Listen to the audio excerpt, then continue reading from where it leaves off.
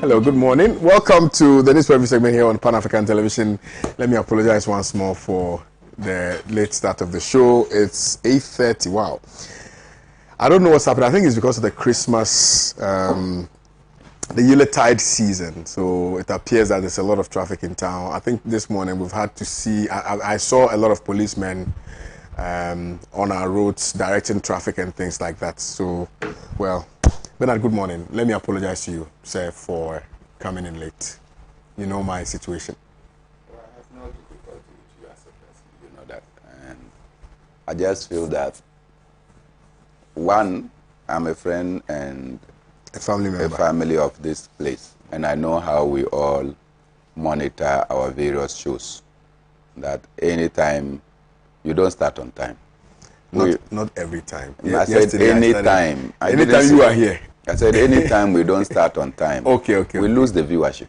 Well, yes. Yeah, because when they shift to other channels they don't come. That is one. Number two, some people deliberately leave their works and other things just so they can watch the show. Yes, I agree. And so when we don't start on time, it appears that invariably they are offended, but they cannot communicate that. I agree. My personal discomfort is not the problem, but I feel for the other. I agree, viewers. which is why I think apologies are in order to every single viewer out there who's watching the show this morning.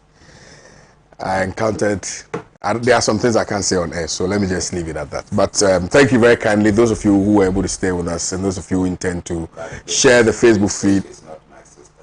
We are in competition. Hey, Bernard, Ambataila Mona. You think you can? Anyway, that let me just take you through the topics for our conversation this morning. Ethiopian war, UN halts food aid in 2 towns after warehouses looted. Ghanaian Times newspaper. 2022 budget still remains rejected. Mutala insists as minority reaffirms stance, and I think it is on the basis of that Bernard Bona and a few others embarked on a demonstration. Strategies to prevent corruption, special prosecutor to scrutinize contracts, the deafening silence of the police, other bodies after bloody election 2020. That's a Good Morning Africa story in focus. We're going to be touching on this one as well here on the morning show. Now, let me quickly start the conversation with the African story. Comrade, let's go to Ethiopia and discuss what is currently transpiring. I'm sure you are very much alive to all of those realities, and it's not lost on us how we are struggling to deal with the Tigrayans and Ethiopians, and now I'm told even the Eritreans are even part of this whole fracas. So, from your perspective, what do you think will be the way out for the people in Ethiopia? The world is a weapon economy. And Africans, aside South Africa, that manufactures and produces a minimum, that probably they used to produce minimum weapons. No African country produces any bomb or weapons of a certain height. But the world is a weapon economy, and therefore wars must necessarily exist so that the weapon economy can blossom. And so who are those who benefit from these wars? You manufacture, say, coffins. You are praying for people to die. It means that people must die. If people are not dying, you must create a situation where people should die. So that your business can flourish. And so when people are manufacturing weapons, these weapons must be tested, for instance, to see whether they are efficacious or otherwise. They must create war where there is none. And unfortunately, because of the kind of economy and leadership we have, where a vast majority of our people do not get access to quality of life, a certain portion of our society is always used. And there are legitimate reasons to agitate.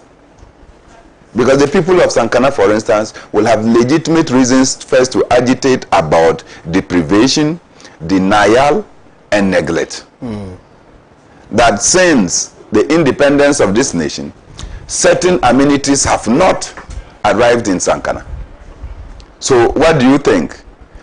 Anybody who wants to spark war will now begin to tinker with the minds of the people and say, look, why are you denied this? Why are you denied this when you can take up and struggle for your own, create your own independence, struggle and liberate yourself? Resources of your area will now be available for your own use. You'll be able now to attend to your economic and social problems. So you are inspired to achieve this. Who are those who inspire us? They are far remote. You will not see President Biden coming directly to talk to you. His Secretary of State will not come directly to you. Some businessman somewhere will be used to link up with another person, and before you realize, your own people are in the forefront. That has been the struggle. That has been the trend. And so it was that the people of Nigeria were pushed hard to break into two. And you remember our friend who wrote, "We are all Biafrans." Chido. He wrote that we are all Biafrans. And don't forget that he is an Igbo. So when he wrote the book, "We are all Biafrans," people bought the books in droves and circulated it. only to realize that the issues that he raised there was about the poverty, the difficulties that confront many a Nigerian, which are not just peculiar to the Biafran state. And so people felt dejected. He said, look, let's confront the issues of denials. Collectively, let's not single out one section of our area and say that we want to seek liberation. And probably this is coming as a result of the many experiences that you come across. That look, anytime we say that we are being denied some resources, we want to break away. We break away and the situation becomes worse. In recent times, we saw that with the Southern Sudan and the north of Sudan. They struggled, they broke Sudan into two. There has not been peace one day in the oil and resource-rich Southern Sudan. Why? Because the interest that led to John Garang and co, to lead the liberation struggle for Southern Sudan, that interest has not evaporated. They wanted the resources of Southern Sudan. Even in India and Pakistan used to be one country. They had to divide it into two because they don't want a unification or the strength. The Soviet Union was worked out so that they can dismantle, so that we can continue to have a superpower.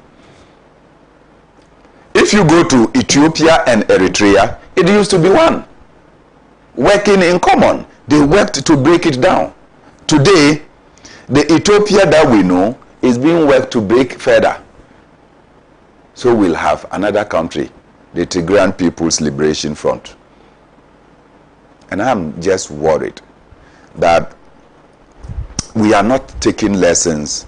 And I listened to Abiy Ahmed, who said that the United States should stop the kind of funding they are giving to the Tigrayan people and the forces that are against the Ethiopian state. They will not come out openly to state this if they did not have the evidence that the U.S. as always is funding this breakaway and these factions. The rest of the world cannot sit down unconcerned. The African Union has become too impotent, has become non-attractive. It has lost even its common voice. Speaking to, they are unable to speak. Why are they unable to speak? Because US aid is funding African Union. The European Union is funding African Union. As ABA always says, if you have your mouth in another man's kitchen, you dare not open it. And so you see that the African Union is unable to speak about the concerns and the position of Africa with such venom so as to repel the West and the rest of the world from attacking Africa or confronting African parts. That is sad. And I feel that until we rise up, this issue is not for just the people of Ethiopia. After all, Ethiopia is said to be the only country in Africa that was not colonized. That was not colonized. You remember, they even had to force Haile Selassie into exile. The people stood and fought and made sure that they brought him back. So that thing does not sit well with the rest of the world. That we colonized Africa, but we could not colonize Ethiopia. And so Ethiopia must not be what it is. But I'm sure you've visited Ethiopia. One of the nicest. Still I haven't. Oh, okay. But it was on my bucket list actually. No, one of the nicest places you should go to. The Ethiopian coffee, the tea, the environment. I mean, the incense that they even put together when you are taking your coffee or tea. It gives you the feeling of who the African is. I love their environment. I love their culture. And if you go and see the palace in the days of old, how the Ethiopian people were able to fortify themselves and build their palace. These are all envy of the West. And what they have to do to destroy, they are in it. And so it didn't come to me as a surprise that the US is being singled out. Now that the Ethiopian government has mentioned the United States of America, let the African Union rise. and speak with force. Russia, that has been seen to be a friend of Africa, cannot keep quiet over this.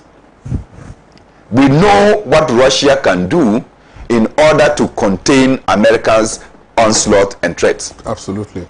Russia stood its grounds and ensured that the people of Syria were not overtaken by the forces of the American threats. And because Russia stood its grounds, the US did not succeed in what it wanted to do. Assad is still in power, and they are reclaiming their country. So on the basis that Russia has always shown that potency when it wants, Africa continued to be one of the friends of Russia. Russia must show bite. China, that has always decided to support the underprivileged, should come in this instance and also begin to support the Ethiopian people because it's an African cause, so that we'll be able to bring together what we have to do. Look, what happened here when Ojukwu and Co came to the Aburi program, where Ojukwu came with his program, and people thought that it was just going to be a crash over some 3 weeks. Took over a year. It went into months, went into years before we could overcome the Biafran crisis. And today, Nigeria is still intact. Don't forget that the attempt to break Nigeria is still on. And when the United States decided to now come and establish its presence in Ghana, they said that Ghana will be a transit point. Transit to where? Transit to Togo, Benin, or Burkina Faso. They are looking for proximity so they can go and cause mayhem. And Ghana is the closest to Nigeria, if you want, in terms of English speaking. And so they have come to establish a base in Ghana so as to continue to further problems in Nigeria. And so this is the trend that has been going on. And that is why people have always said that resist the United States establishment of military bases in Africa and across the world. Anytime they establish these military bases, they become a source of threat. That is why Guantanamo Bay is still there. They closed Guantanamo Bay. The Cubans said they don't want it. Several years after the Cubans said they don't want it, under Fidel Castro, Guantanamo Bay still exists. A place in Cuba, but under American occupation, where they can take anybody they profile as a criminal or as a terrorist to go and put there without trial. This is not what we want Ethiopia to come and look like. We want a one Ethiopia, and eventually we want a one Africa. And I think that, look, let our presidents begin to speak in one voice. Ethiopia is not alone in this struggle. Ghana cannot keep quiet, because as soon as you keep quiet, other parts of Ghana who feel neglected, the conditions of the Tigrayan people are not different from the conditions of the people of Sankana. They are not different from the conditions of people in Sanergu. They are not different from the conditions of the people in Pekpra. They have suffered neglect, they have suffered denial, they have suffered the irresponsiveness of government. Are we using that as a basis to also call for a breakaway? So if the Tigrayan people succeed, it gives fertilizer to other parts of the world and Africa that feels that, look, our situations are not being attended to, that they should also begin to fight like the Tigrayan people. Weapons, of course, will be sold. The resources of those parts of the continent will easily be tapped away, just as we have done in Libya. We break into tribal groups, and at the end of the day, we are unable to unite for the common purpose of a united Africa and for the benefit of the African people. Thank you very much. You're still watching the newspaper segment here on Pan-African Television. Honorable Ebie Fuseni is here. Good morning to you, sir. Kwame. I trust you are well. Yeah, by the grace of the Almighty. Fantastic. Fantastic. And how's the constituency? Alhamdulillah. Planning to go back. I've not gone there for the past 3 weeks. Your pocket is empty. Oh, not only that, but you know what has been happening here. But I'm on my way. By the grace of Allah. I'm going to the constituency. Let me first and foremost say good morning to your good self, to Comrade Benemone. Let me salute him. Kwame, it's in times of national difficulty that you see real patriots, those who are prepared to put their lives on the line to sacrifice and fight for the downtrodden, the disadvantaged, the marginalized, the poor people of this country. There are too many people cocooned in their comforts, especially in government, who will say all sorts of unprintable things. Even when the tax is biting and people say so, they choose to mock at the people. But there's always a time for everything. The bird flies in the air, but its final is performed on the ground. So I have no doubt in my mind that sooner than later, the dividends will pay. Absolutely. And the likes of Kwame Benamona must have their right place in the history of our country. I salute him once again. Let me say a good morning to the viewers of Pan-Africa out there and the Brichina people of the Sanaro constituency, who I always say I owe an irreparable debt of gratitude. I associate myself with a lot of the things Kwame Benamona has said, especially when we are talking about the unification of the African continent. Kwame, look at the globally, those that we are struggling to emulate on the development paradigm have moved from their individual countries to coalesce as larger political and economic units. Look at the European nations coalescing into the EU. You have ASEAN, Association of Southeast Asian Nations. You have NAFTA, North American Free Trade Area. You have all this, Kwame. And the sad picture in Africa is that we are rather disintegrating. Even the non-viable states we are operating as we speak now. Because I've said that no single African country is viable. We are just a bunch of balkanized, small states that cannot fit into today's era of global competition. We need a higher level of integration. And notwithstanding the fact that we have touted ECOWAS, we have touted AU, we have more allegiance to our individual states than to the unions. So that's why after decades of the promulgation of laws and treaties and all these things in these sub-regional groupings and others, the most elementary basis of integration, that's free movement of people, goods and services, is a problem. Just get up here, you want to go to Togo or to Nigeria, you see the hurdles that you go through. So Kwame, it works against that integration spirit that we are talking about.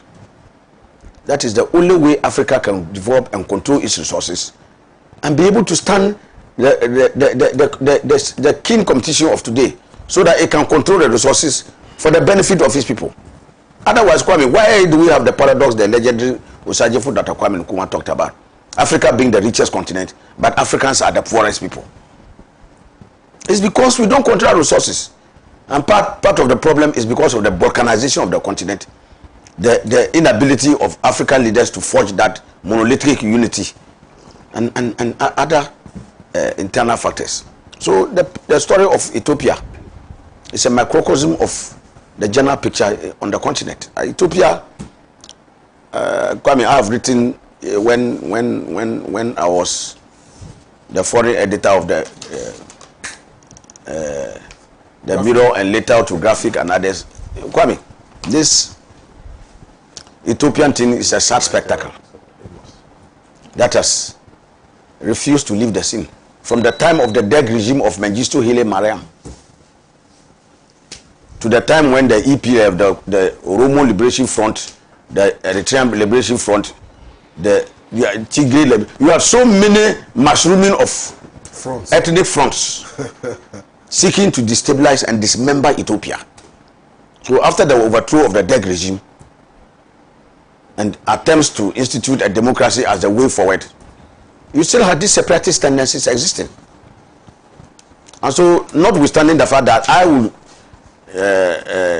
give the current dispute in Ethiopia partly blamable to the Ethiopian government, President Abiy, how he has handled matters, also leaves much to be desired. Absolutely, exactly. And I thought that the escalation that we are seeing when Eritrea declared its self-autonomy. For me, should have been the point of talks where we would have brought in external parties, especially the African Union, to mediate and let them see reason, and let's see how that decentralization, we could have rather deconcentrated power from Addis Ababa to Mekele in the Tigray region, and then see how we could deal with the power issue which was at the center of the conflict. But the Ethiopian government embarked on a full-scale invasion, occupied Mekele and other places in Eritrea, and it actually aggravated the situation.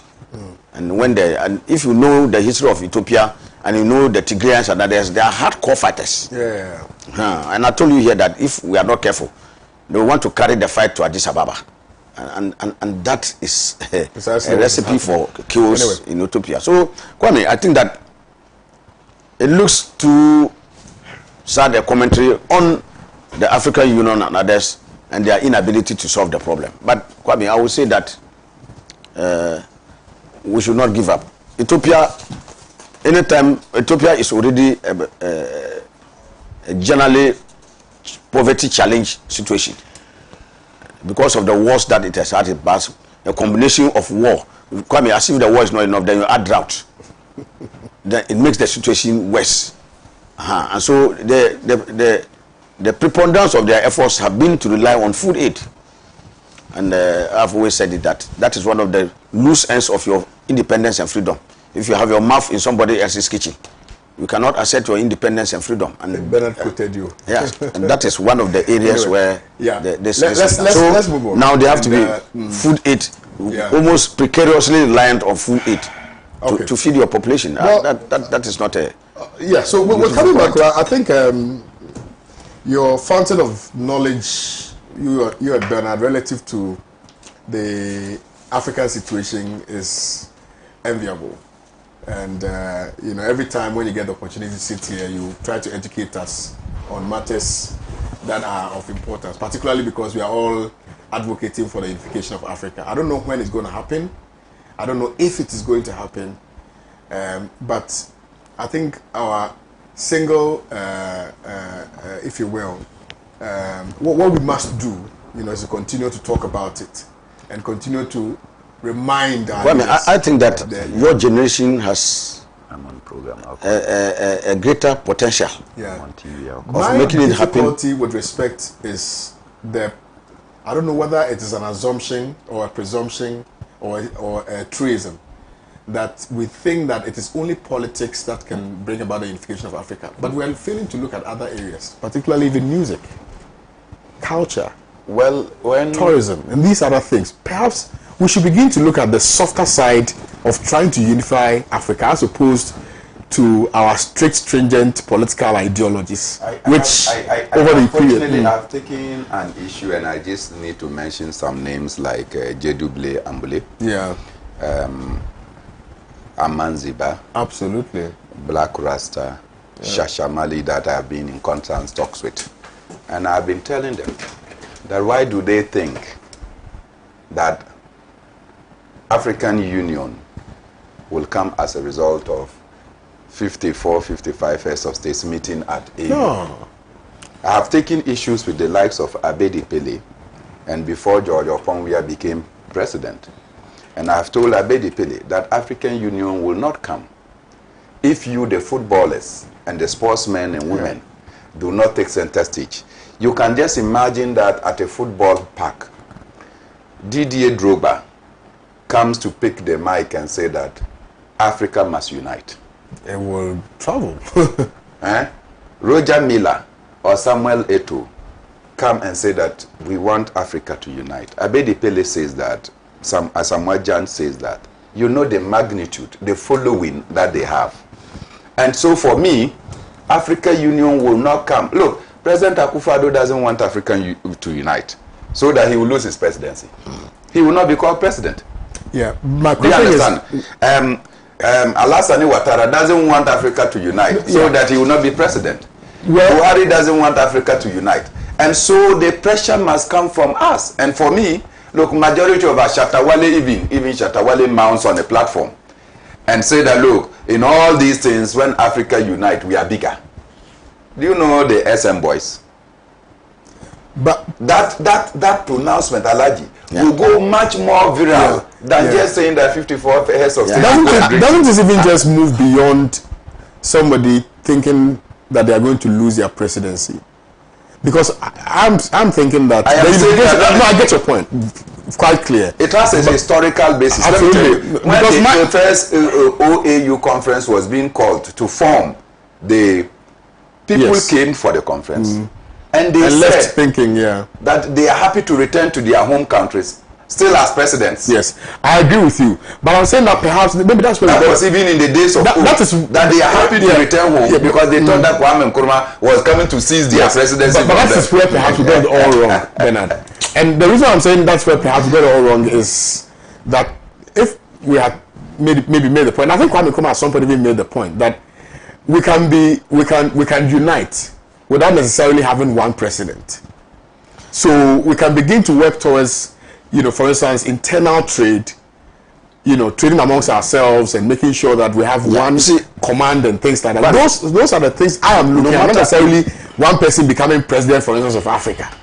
If we agree on some policies, if our foreign policies are necessarily, one that finds expression in the national policies of other African countries or foreign policies of Africa. Why do you go for it? You see, what Bernard said is a good point, but it can be a contributory factor. It can be a catalyst. Yeah, absolutely, I agree. But you see, whether we like it or not, the hard truth is that politics is at the center of everything. No, I don't think we are in disagreement. We are not. Yes, you cannot make omelette without breaking eggs. Clearly, politics informs all the axes. Even if you look at the other unions that we are talking about, the Europeans had to go to Maastricht to sign the Maastricht Treaty. Yes. It was politics. I agree. So politics, that one, but there's no way you can do it. But the issue is just that the people must push. What is politics? Because I think that what Bernard is proposing. Yes, what Bernard is proposing, for instance. Yes. It is very political if you have the likes of maybe Wizkid, who is one of the biggest African artists now, from Nigeria. You have Diamond Platinum from Tanzania. You have Black Rasta and the likes from Ghana. You have this guy from South Africa, I've forgotten his name, from South Africa. All of them coming together. That's politics. Because because then they are sending a certain message with one voice. And that, in my estimation, is politics. I would mean that it is not a political, absolutely. That is politics. Yes. So I agree. That's what I'm saying. That at the end of it is politics. Absolutely. The actors, who are the main actors who push it? I think that is where we are all looking at. I see that various segments of society must be catalyzed to take up that thing, and I'm sure that it can give a fillip to the realization of the unity we are talking about. We have tabled some topics here, but Honorable Dave Seni, I don't know whether you have had the opportunity of looking at some of the results, the WASI results, and the abysmal performance of our young brothers, sisters, nephews, and nieces. I'm saddened. And it appears that they don't really care. I've seen a number of videos, many of them on social media, and people actually posting their own results, Bernard, on, let's say, Snapchat or Instagram or whatever, and then, saying, well, I failed, but I won't write it again, I don't care. How did we, because I remember, Bernard, I'm not too old, but I'm also not too young, and I remember when we were in school, Bernard, how you were ready and willing and like your soul and everything is into education. But it appears now that, well, the young people are simply, I don't know whether it's deliberate or they don't simply care. They don't care, Bernard. Yeah, they care. And I'm worried though. I'm getting increasingly very worried about Let me tell you, how things are panning out. Let me tell you, they care. Unfortunate, but they care. Charlie. And sometimes what you see is a taste of sarcasm. Don't take it the real face value. It's a sarcasm that they are displaying to the authority. These people went to write exam without having a curriculum. They wrote exams without knowing what they were going to write. So if they fail, what do you want them to do? That is one point. The other point is that, Kwame, I completed my first degree in 2000. Majority of my friends from that time have not secured public jobs. In 2000? Yes. Some of them still call you and say, bro, since that time, we have applied and applied, and sometimes what we do to survive is unthinkable. Their kids have seen that their parents have gone to the university. They have obtained degrees, but they are unable to find placement. The environment doesn't exist for them to find placement. And particularly when you come from a community when you are land-starved. So there is no land available any longer. You can't even go and till so that you can say that, let me till this plot of land, because it's not there. You know, particularly in the urban areas. We have sold all the lands for residential and then industrial purposes. So hustling is in town. And then they grow, and then you are encouraging them to be in school. Then they like, what has school brought to my father, my parents? They are there speaking big English, and it has not transformed or translated into looking or giving them jobs. So if I don't even pass, I will go rather to scout for jobs and look for an opportunity.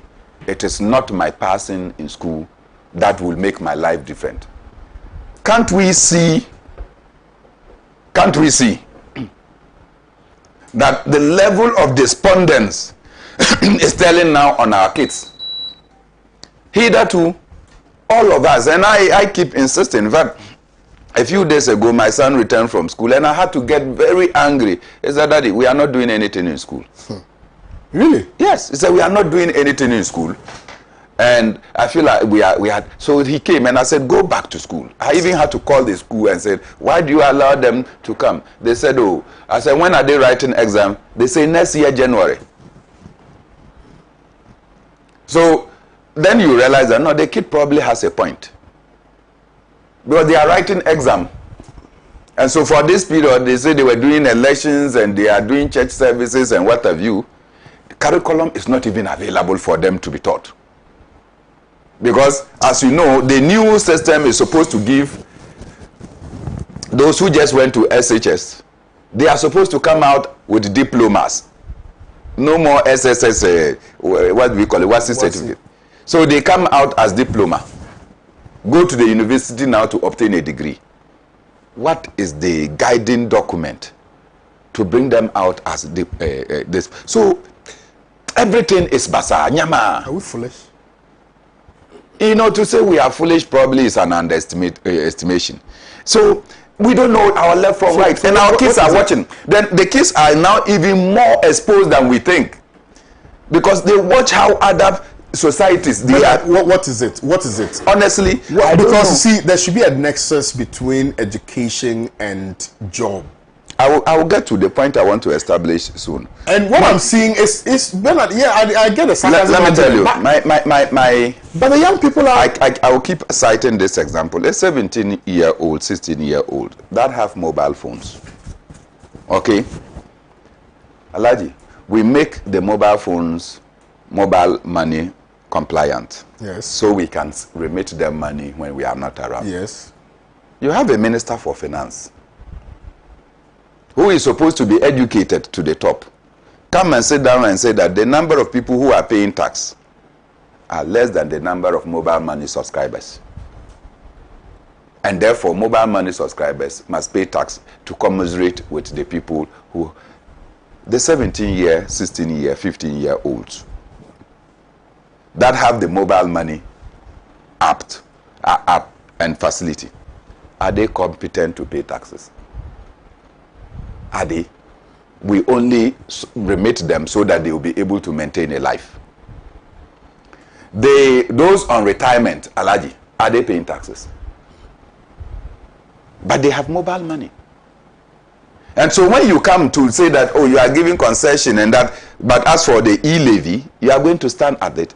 Then your son calls you and says, Daddy, what is this man talking about? So am I supposed to pay tax? Because my phone is mobile money compliant.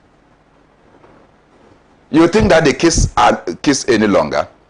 Then at the same time, you come and use voter population. You heard the Minister for Finance. Use voter population. That the voter population of Ghana is more than the tax, those who pay taxes in this country. 13 million. Majority of the people on the voter roll are in school.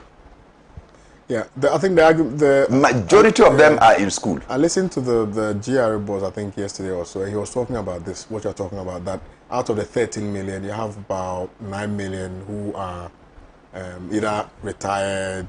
Yeah, in school. So if the Minister for Finance doesn't know this, who are within the tax net really are 3 million. So, and the Minister for Finance come to use that. Alaji, you all heard his press conference that is supposed to justify. But that's hogwash. Yeah, and all these kids are watching you.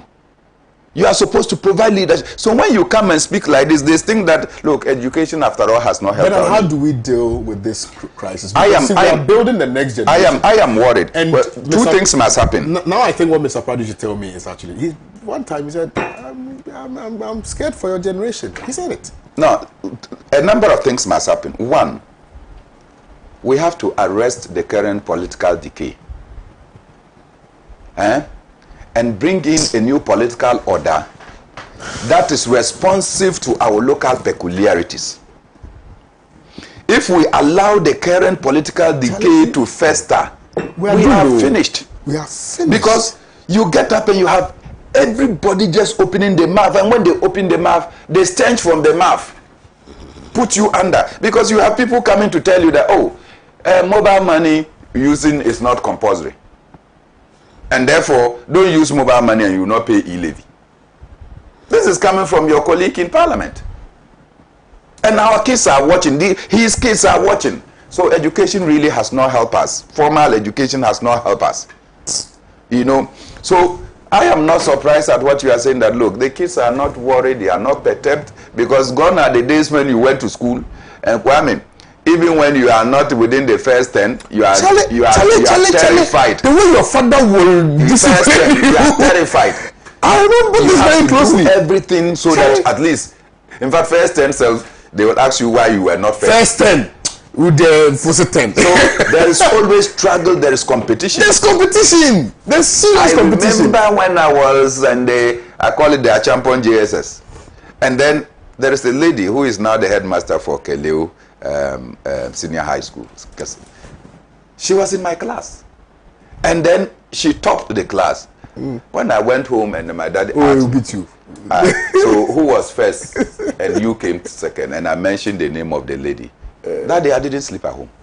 Because the cane they brought out, I didn't sleep at home. Meanwhile, me, my father, you are a watchman.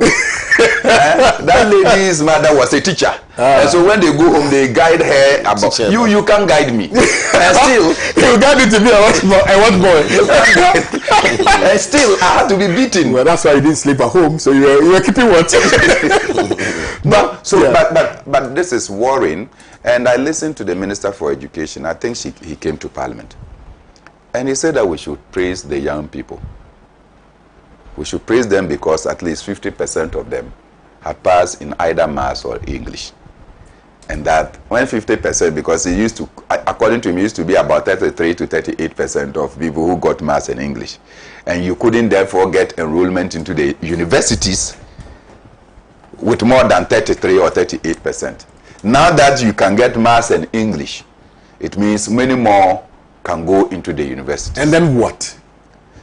And so when I listened to him, I understood why the kids are happy.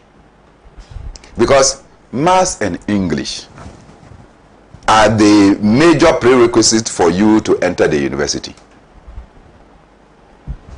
I have people who failed in Ghana, who were really thrown out of the educational system. They travel out of Ghana. They have become either pharmacists, they have become nurses, they have achieved something, and we are excited about their achievement. And I can give you maybe a bad example. Dr. Mahama's wife was nothing. When they went out to the United States in Chicago, she transformed herself. She's a pharmacist. My own sister, they are twins. She went to the United States of America to meet her husband. Within the short period, she was able to train to become a nurse. You understand? We threw them off. So she was supposed to be in Sankana Market selling charcoal. In other jurisdictions, they packaged her and found something so that she can do to become worthy in society. Bernard, what do, and this is my final question to you before I come to Honorable Ibi Husseini. How do we resolve this? Because that's what I've just told you, that we must jettison the current political order. Yeah, that is one. Yeah. Two, we need to do what I call, look, Cuba took 1 year. Cuba took 1 year to eradicate illiteracy under Fidel Castro. 1 year. Why? All MPs like ABF Husseini, when you are on recess, they went into their communities to teach. Everybody, Kwame, when you close from here, your times at work is defined. When you close, you are given a certain section of the community to go and teach. Everybody concentrated on teaching, and they were able to liberate themselves.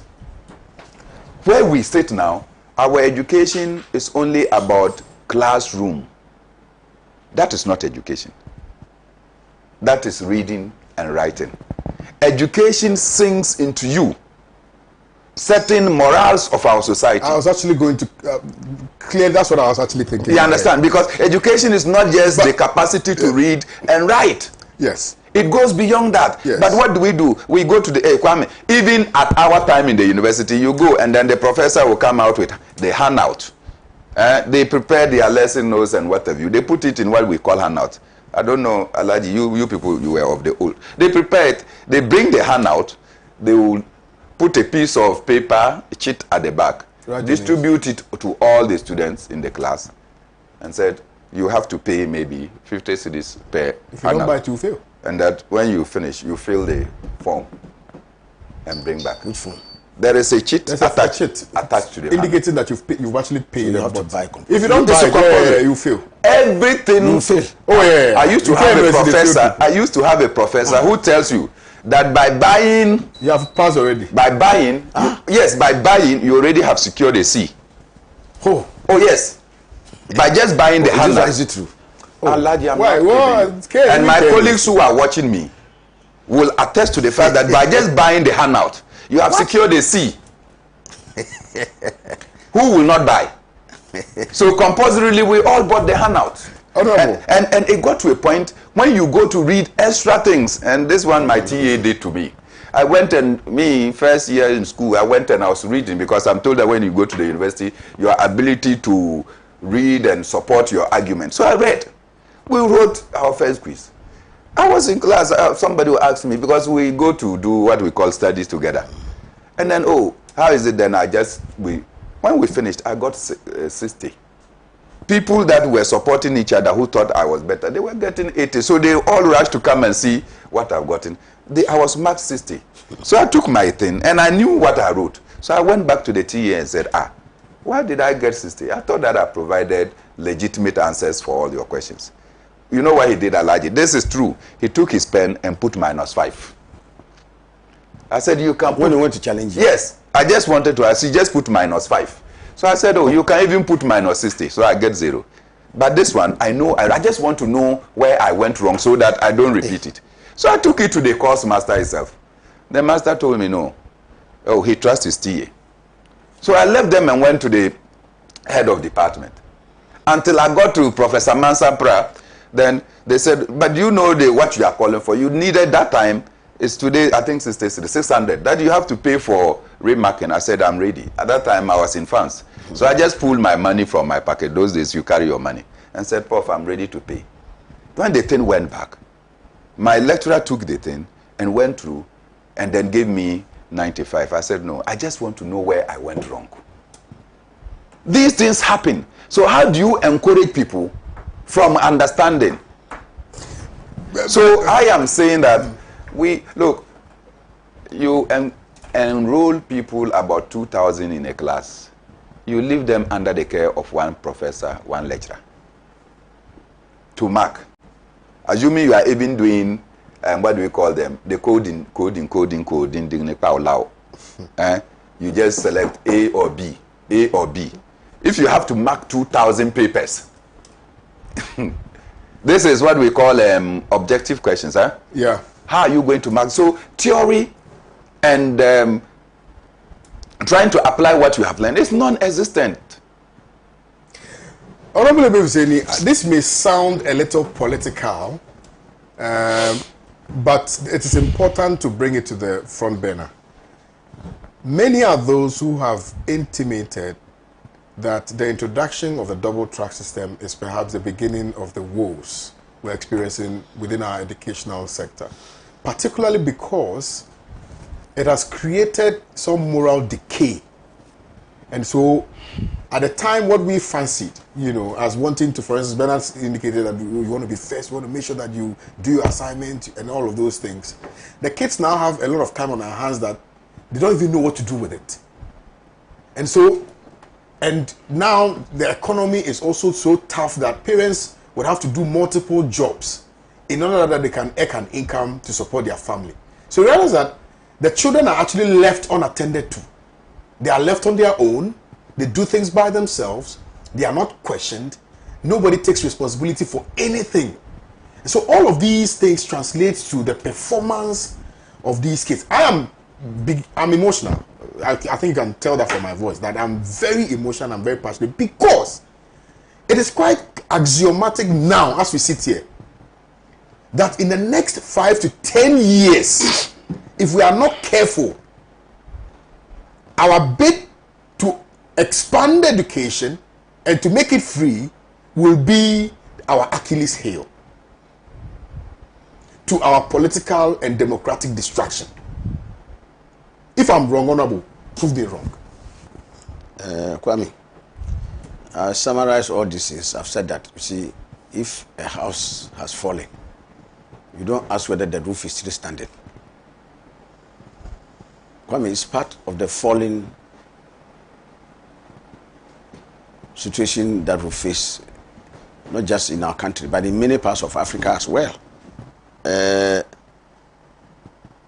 Clearly, for me, the object of education, Kwame, fundamentally, is to liberate your mind so that the creative potential inherent in you as a human being will show up, will pop up, will be tapped and harmonized for the benefit of society. So education is not an end. Kwame, if you see education as an end in itself, and that is what many of these things are tailored to look like. But it should be a means for liberating your creative potential, so that whatever the Almighty Allah has endowed you with will come to the fore. And Kwame, that is why in the developed countries that you mentioned, this in Kwame, they create a conducive atmosphere.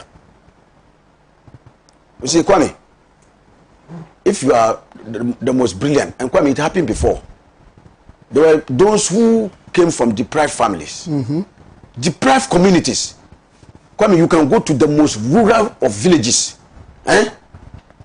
bring some boy or girl from there to the urban areas, and you will top all the class. Absolutely. Okay, but if you remain in that deprived environment, Kwame, that is gone.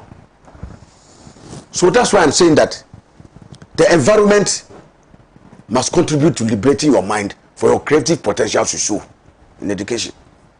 Kwame, what vision have we had as a country about education? Absolutely. No, so you must trace it from there, so that vision then informs, Kwame, allocation of resources. If you say education is a priority, let's look at how that priority reflects in your resource allocation. And by resource allocation, I'm not just saying what you put just in your budget, what is actualized. Especially in our situation, look, We are in a budget cycle. You go and peruse. You are allocated 500 million. Sometimes you'll be lucky if you get 200 at the end of the budget cycle. Many issues of capital expenditure, a lot of them forget. And I'll come to some of those things, Kwame. So those for me are the critical issues we need to look at the distance. At the center of all this, Kwame, is a human being called a teacher. How they treated. What is the state of the teacher? Kwame, I've been doing programs in the last few days on a number of stations, and I get plenty calls, text messages from teachers. And they said, and they continuously tell you, we are dying. We are dying of frustration and exasperation about our conditions, and nobody seems to be speaking loudly for us. Because if you have a poorly motivated or badly motivated teacher, it's a liability to the educational system, because he cannot have the peace of mind to impart that deep-seated knowledge, fountain of wisdom that he has to whoever is a student or a people under him or her. Kwame, you look at Bernard mentioned even part of it. What is our education meant for?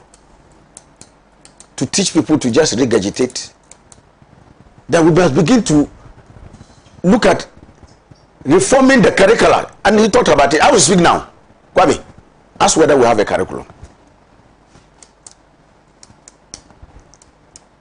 NACA, which is supposed to take this in. I remember there was a hot debate some 2 years ago on this same matter. As we speak now, we are in limbo.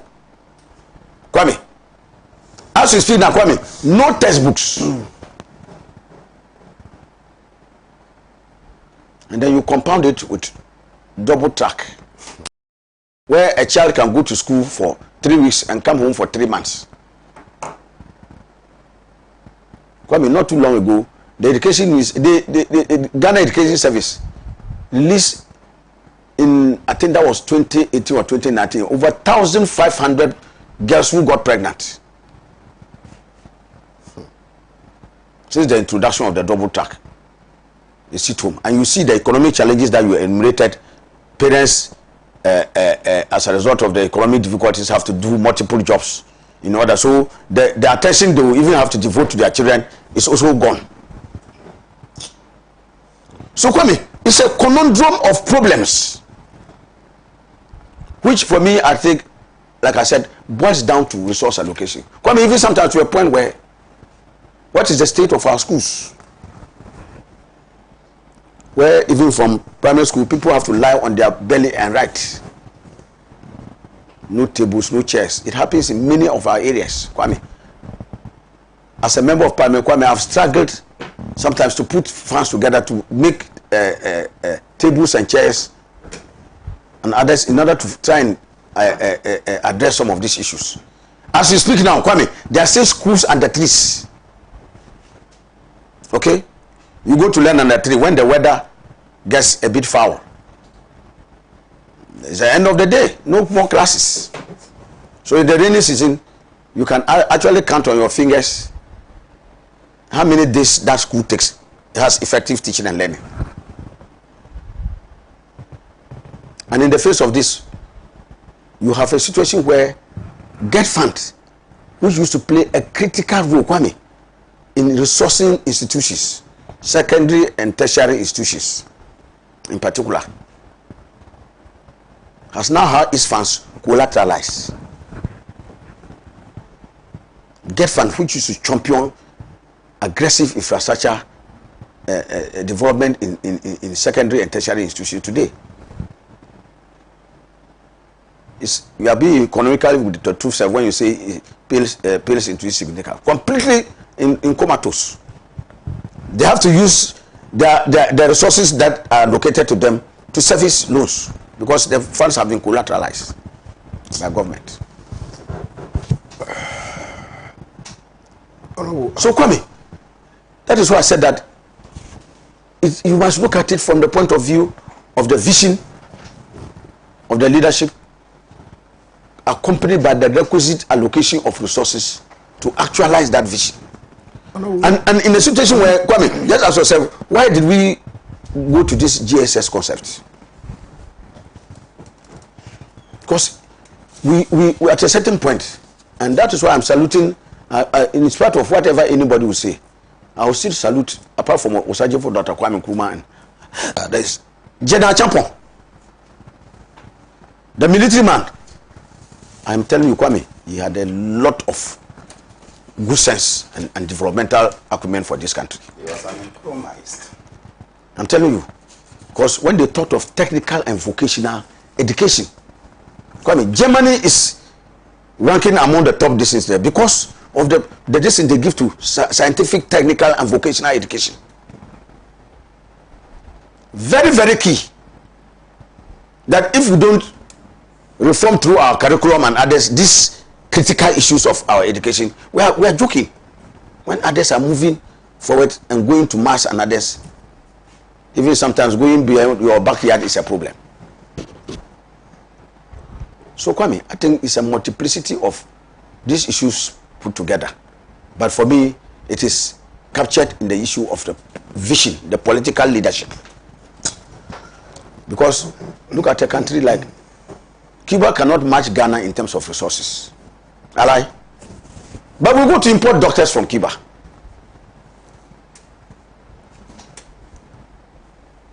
Okay? Scientific and other disciplines from other nations that are far, far less endowed than we do here. What is wrong with us? What should I don't even know, because I would have thought that because the heralding policy of government was, for instance, the free SHS, one would have thought that education would have been, you know, one of the fundamental things which the government would have concentrated all its energy on to ensure that it's, you know, it's better. But it appears not. But that's what I'm saying, that fee payment was just a small component of the general problem. So educate us. What is the general problem now? I just mentioned to you, for instance, the creation of a first conducive atmosphere for teaching and learning. Okay, that is one. So what goes into creating a conducive atmosphere for teaching and learning? And I indicated to you that first and foremost, at the center of the thing is a teacher. The teacher and their conditions. So what is the condition of the teacher today? Okay, right. What is the condition of our school infrastructure? Right. You go into the classrooms, lecture theaters, and then what is the condition? Absolutely. About 1,000 or so people cram into a theater. Some even have to stand and take notes. You even go to a school where, like I said, some of the children have to even lie on their bellies to write. Is that certainly a conducive atmosphere for teaching and learning? Have we as a nation answered the question why we go to school or why we must educate people? Have we answered that question? So that is why I said answered the question very, very closely. So that is the issue of, I said in about the vision. What is the relevance of the educational system to the needs and aspirations of the people? Because an education system must answer to the needs, societal needs. You need doctors, you need teachers, you need engineers, you need whoever you can talk about. That must be dealt with by the educational system. Kwame, if you have a technical university that is supposed to spearhead some of these vocational and technical things, and the overwhelming numbers they even enlist business and accounting students. The emphasis of resource allocation is towards ensuring the sustenance of this group rather than into vocational technical that will give us the expertise to be able to produce tangible goods and services. Kwame, what is it? You have lost it. Okay. A university of science and technology that must be spearheading science. They are doing commerce. But for that one, I wouldn't be here. Honorable has asked a very important question. Just what is the relevance of the educational system to the needs and aspirations of the Ghanaian people? And I think it's a question that I would maybe Pan-African Television will begin this exercise of people writing essays and things like that to us. The winner will get something. Maybe we need to now we should begin to proffer some solutions. Stimulate the intellectual discourse. Yeah, absolutely. So this would be the question. So for those of you who are watching us this morning, kindly write the question down. The relevant educational system to the needs and aspirations of the Ghanaian people. I'll be taking your answers very, very soon. But let's look at other issues. And it's instructive to note that you mentioned the driving factor, which will oversee all of these issues that we are talking about, which is the budget. The budget, in my estimation, should be the driving factor, or if you were the driver or the pilot or the captain of everything. The passage of the budget is still in limbo, particularly because of some elements therein, which elements have not found favor in the sight of the NDC caucus in Parliament. And clearly, you are not moving an inch from your position. It's quite clear, albeit that there have been some pockets of, miscommunication here and there. But the position, I think, is quite affirmed that your party is still resolute. It will not at the instigation of anybody, accept this particular budget. Honorable Lady Fuseni, why are we still here? You've given us a number of reasons. Okay, of course, it's one that you don't want to have anything to do with. There shouldn't be any consummation between the NDC and the Ethiopian deal. No consummation at all. And then you've also made mention of the E-levy, which you find very ridiculous, particularly because of our economic labyrinth. But beyond that, is there no hope at all that we will agree at some point, and pass the bill, and pass the budget so that the business of government can go on? You see, Kwame, I've said that nobody can argue that government access to function.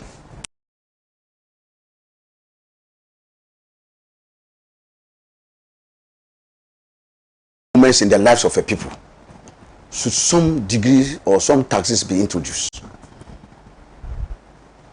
I think that is the fundamental all of us have to address. And also, Kwame,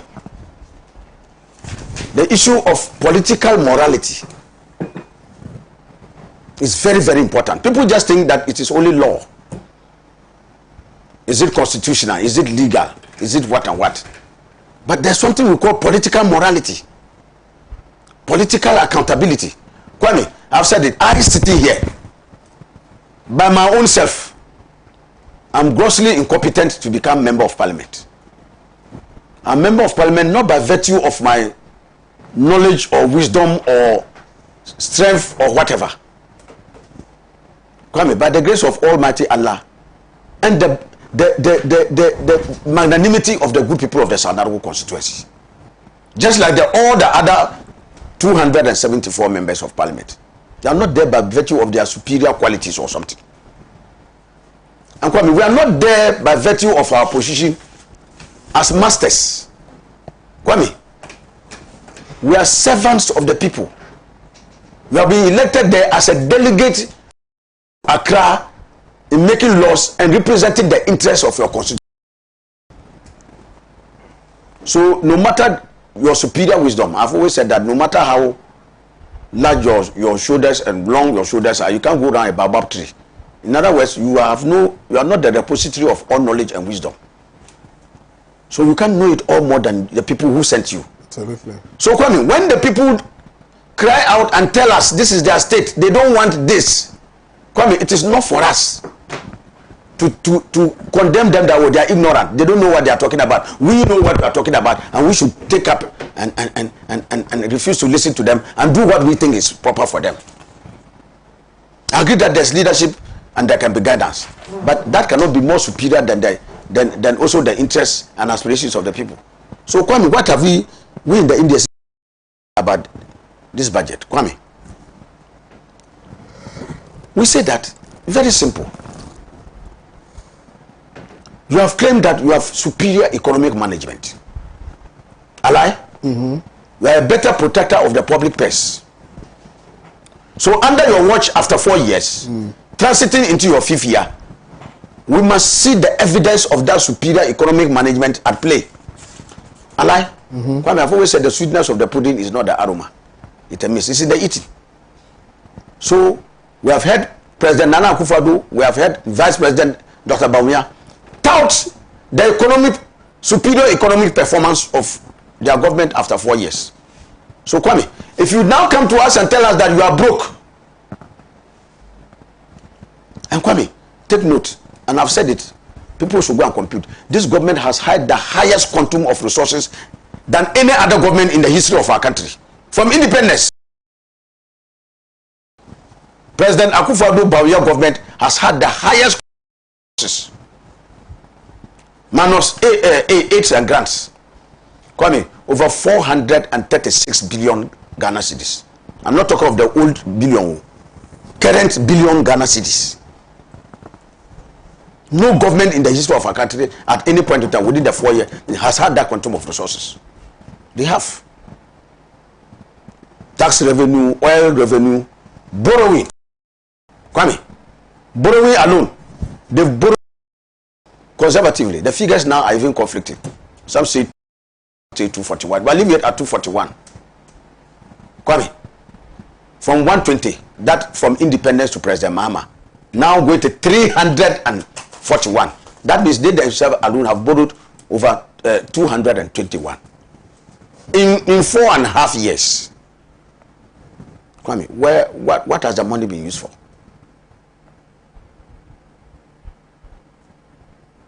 Initially, we were told free HSS. We summoned the finance minister. He came and said they used only 3.2 billion for free HSS.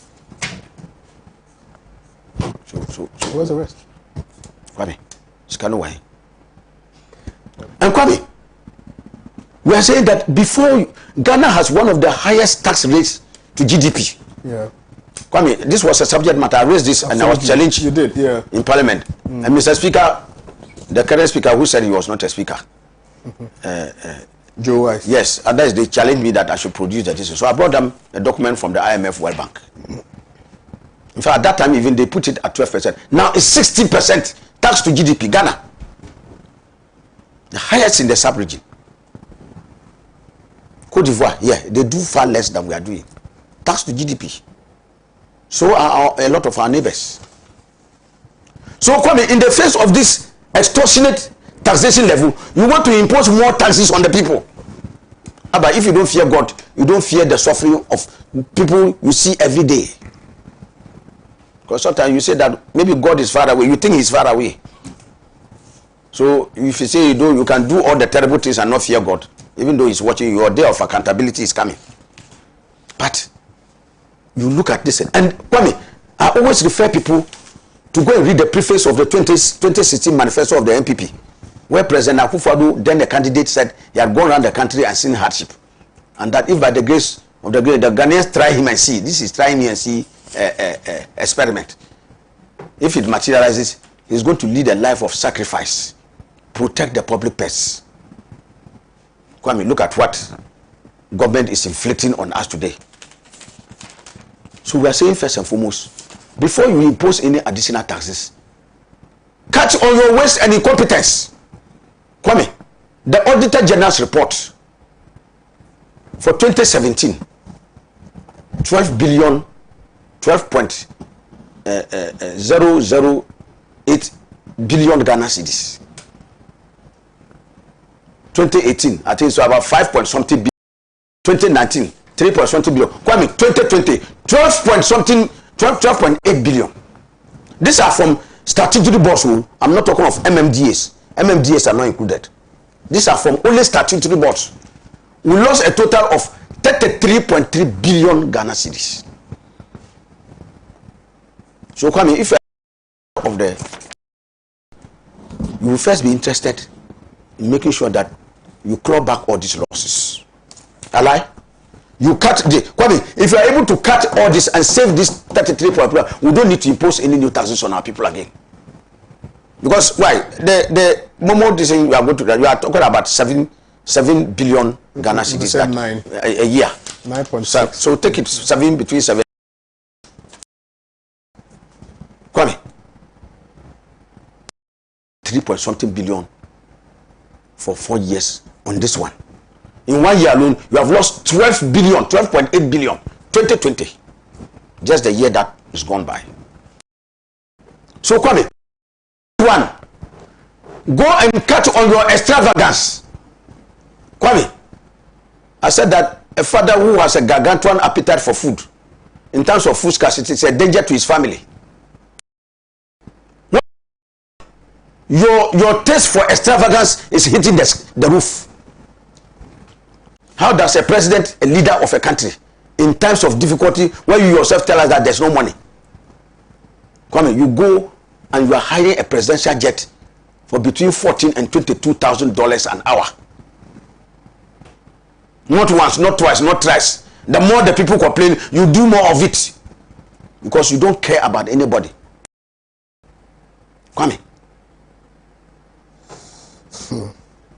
is that what we are going to tax our people to the marrow to use the money for? You are driving a presidential convoy. You can see 30, 40 another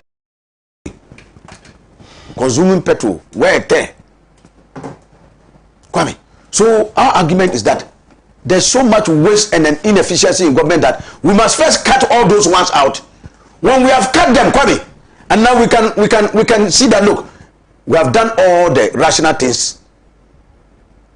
Now we need to call on the people to make any extra sacrifice.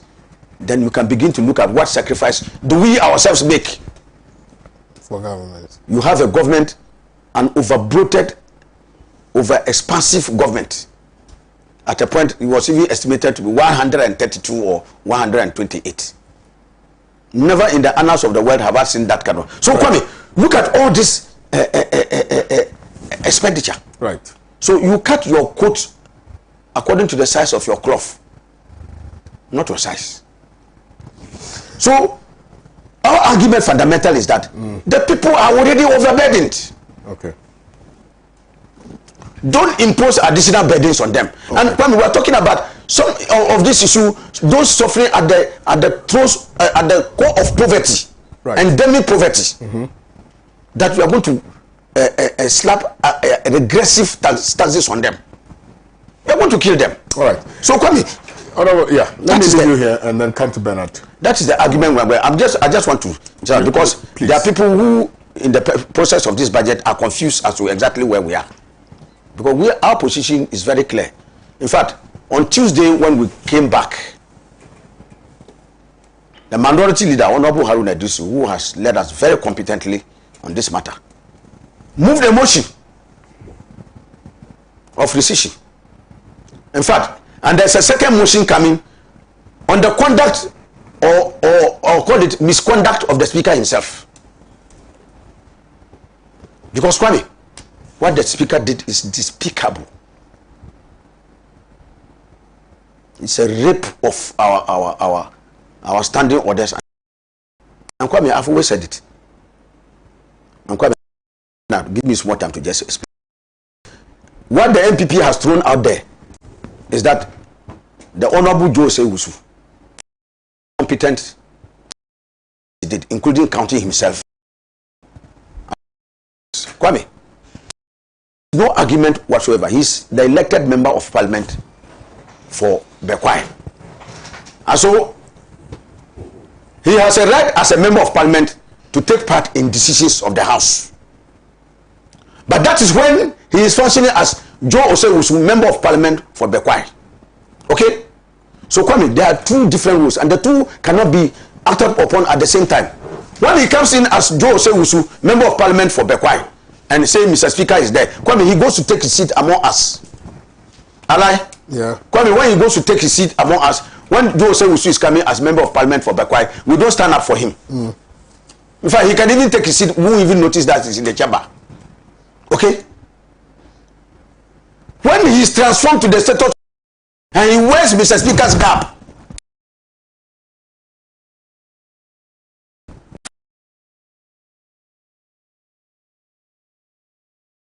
He will sit, sat down.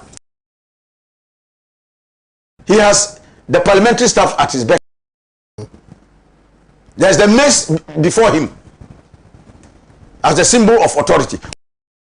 It's going for him. Then he tells us that he wears Mr. Speaker's dress at the same time a member of parliament. Kwame, what kind of moral decadence would that be? You want to be speaker, enjoy all the trappings of the office of the speaker, and at the same time you want to descend and go and be member of parliament.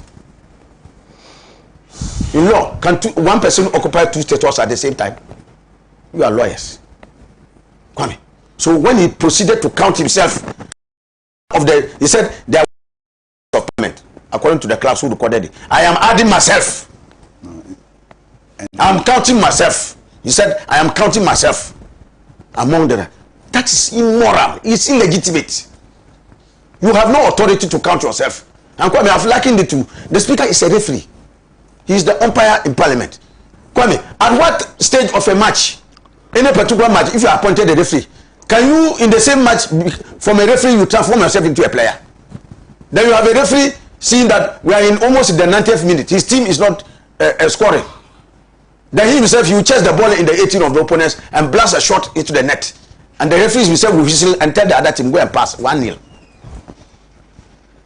Who will accept this? And so when they came saying there was disturbances in parliament, it was not the disturbances. It's the man who caused the disturbances. So when they are calling for a probe of this, he will be the first person to appear before that probe to answer about that action of misconduct. And Kwame, the last one, I've never seen anywhere in parliamentary and by outstanding orders. Kwame, when Mr. Speaker has allowed a motion to be moved, and the motion is seconded, and he, Mr. Speaker, refers the motion to the floor, to the House for debate, and the motion is comprehensively debated by both sides of the House, Mr. Speaker has no other option. There's only one option open to him, is to put the question. So that those who are in favor say aye, those against say no. Then he will make a ruling. If there's a challenge to him, they can go on the division or head count. Kwame, I have never seen it anywhere where the speaker allowed Honorable Waruna this was minority leader. He moved the motion. It was seconded by Honorable Ayarga. And the speaker on his own volition said, okay, the motion is now before the House. Then he says both my NDC and MPP should debate the motion. And he opened the floor. Kwame, vigorous debate for almost 3 hours. And at the end, you come and say you are arresting the motion. Who made you the policeman of parliament to be arresting motions? and even in the very bizarre decision of running away from his report, he says he's not the speaker.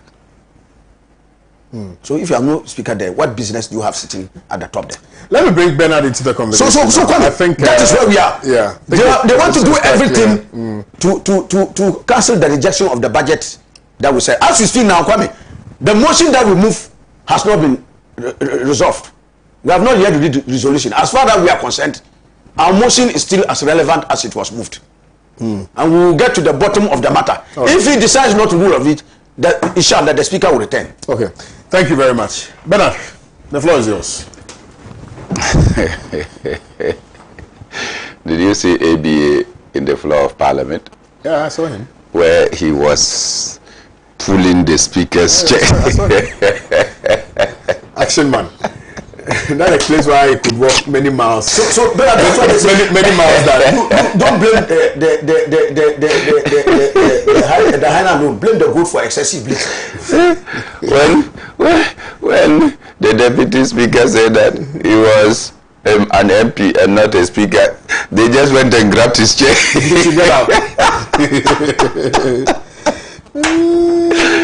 And you gave me a good dose to laugh. Kwame. Yes, sir. We are in exceptional times with President Akufo-Addo at the helm of affairs, where Ghana's democracy has receded in all the gains that we have made.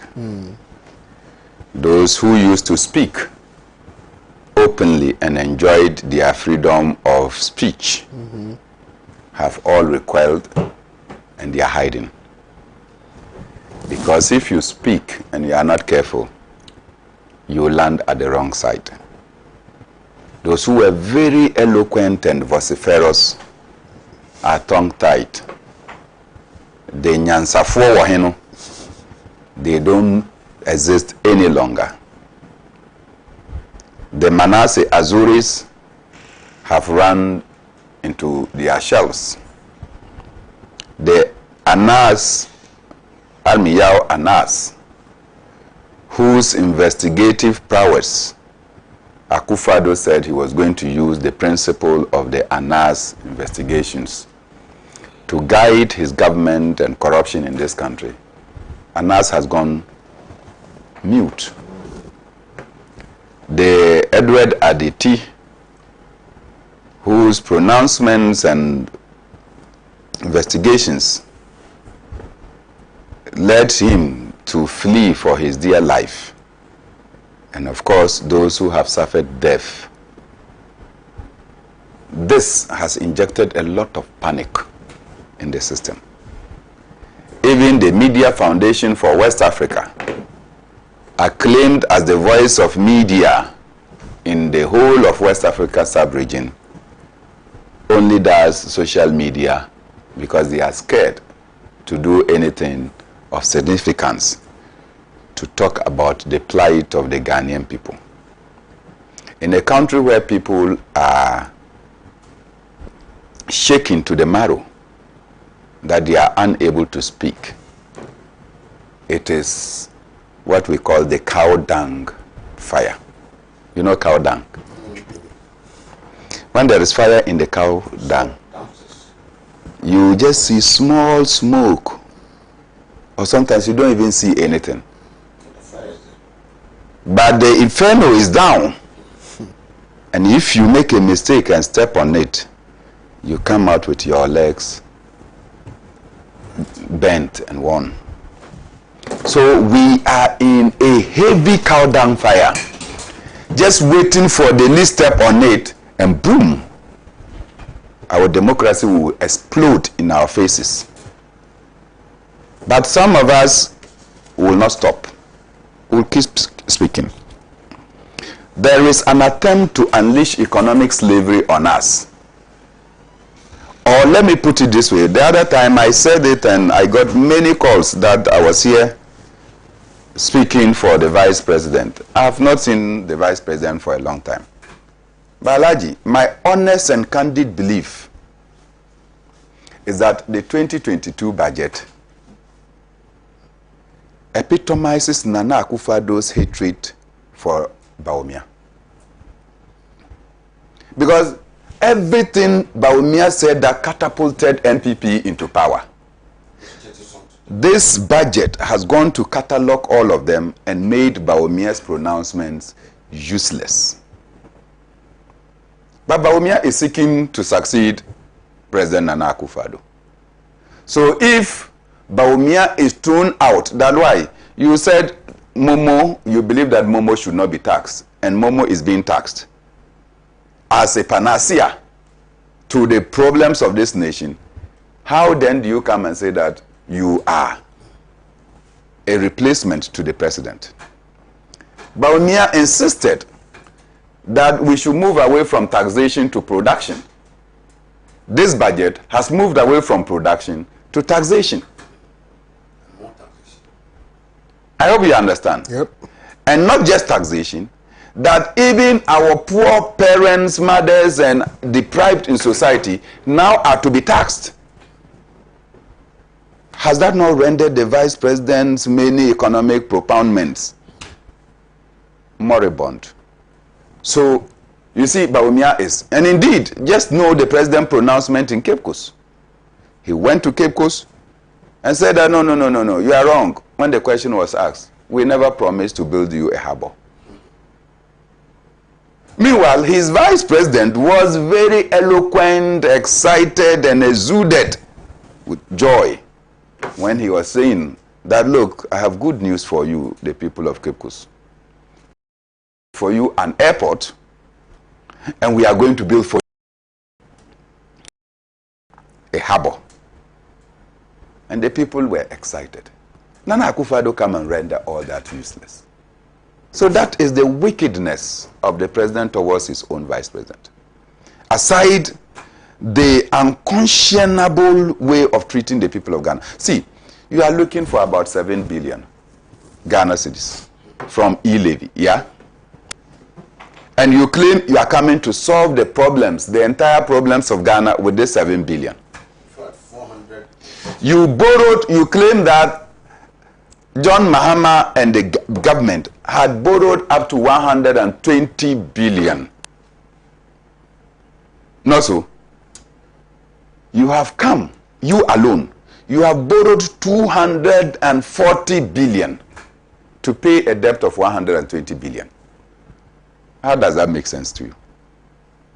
Somebody has borrowed and you are coming to pay. So you borrow twice what the person borrowed in order to pay what you were owing. And even that, you have not paid it. So Ghana's debt is almost 300 and something plus.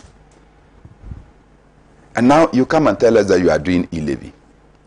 And we have said, any other thing the people of Ghana will accept. But what is this about E-levy? E-levy deflates people's capital. Yesterday, I went to my mechanic. He had gone to Toyota Ghana Limited to take a bill for some parts of the vehicle that they have to work. When they took the bill, they gave him the invoice, not so. So he sent it to me. So I started laughing. It's almost about 7,000. So I started laughing, and he said, why are you laughing?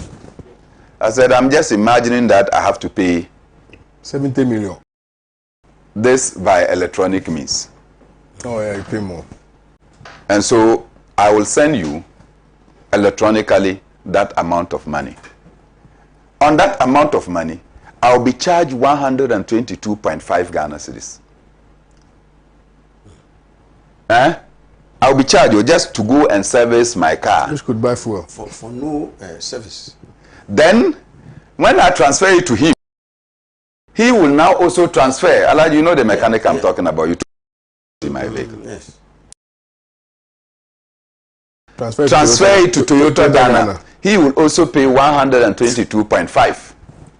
Kind of madness is that? Is that not even double taxation on the same amount? Probably Toyota Ghana will be sending it to Silver Towers.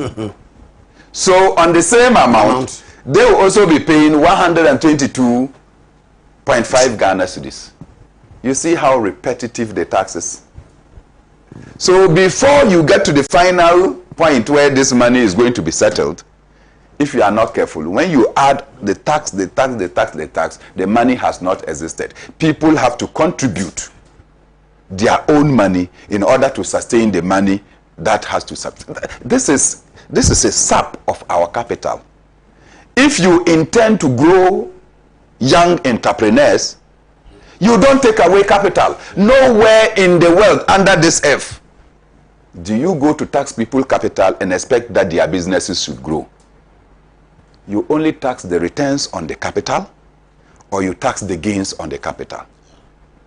You don't tax the capital. But because we are economically backward, you tax capital. Alaji, most businesses have collapsed because of COVID-19. Restaurants, hotels, nightclubs, drinking bars, food joints, everything went down. In fact, transportation, people could not. When we were going to the farm, I'm on air, text me. You'll be in the vehicle and they'll come and stop us and say, no, all of you cannot go to the farm because you have to observe social distancing. So we have to park the vehicle, or you have to let some of the people drop. You take these people to the farm and come back. Cost of transportation will increase. Because of COVID, we have to suffer this. Now, when COVID is receding, what do? You need to come and ensure that you promote us, even the farmers. there must be relief for us. You are taxing us. And the vice president has said that when businesses are taxed, they make profits, they make losses. Their business expansion is dipped. So, and some of them will fold up, not so. When they fold up, the tax base is shrinking. So, as a government, you increase the tax because you want more money. So, when you increase the tax, more businesses will fold up. Then you increase the tax. So, when you do this, there is a downward spiral. This the vice president eloquently presented for the business community to buy in that, look, taxation is not a panacea to our economic survival. Where are we now? Where are we now? And I have said this, and this is what I said when the police wanted to become violent on us. And I took the mic. I told them that you, these police officers that are here, some of you, you are our sisters, our girlfriends, our brothers, and our friends. Sometimes we send you momo so you can survive, because the pay you take cannot take you home. They have sent you here to come and beat us and to disrupt us when you know that this is going to be of benefit to you. When I said that, Alaji, the thing sank and you saw that they folded. And I said, some of you will be sending money to your wives, to your wives, to your mothers, to all manner of relations. You pay through your nose. And you'll be paying. So this struggle is not for me, but it's for all of us. Alaji, this was at the frontage of Parliament House. You could see that at that point, but for the presence of the regional commander, I'm certain that some of us would have turned to hold placards for us. And when we were getting to Parliament, see, all the workers in Parliament, including your drivers, they all came. Some of them went into your cars to remove water to come and give to the protesters and urge them. Wow. Well, yeah, it's a widespread national appeal. They to urge them. And so when we went to deliver the petition and came, the people were saying that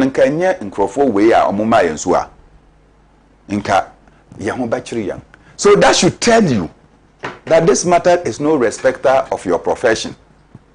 It's no respecter whether you are a farmer or you are a fish, what do we call it, a parliamentarian.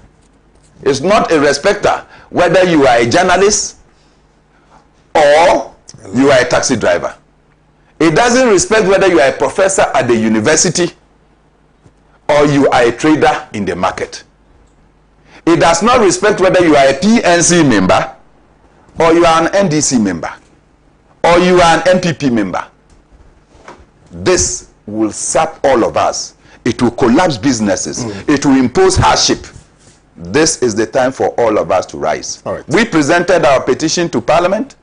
We have given ourselves up to Tuesday for Parliament to act. All right. Failing that, we will take our next step to occupy the presidency, because this thing is emanating from the president. All right. If the IGP and the police say they will not allow us to the presidency, we will occupy the IGP's police headquarters. Thank you very much. Ambassador Sampiale says, ha ha ha ha, I'm seeing Ghana Sheikh Vera Benamona laughing about the actions of the Proverb Encyclopedia ABA.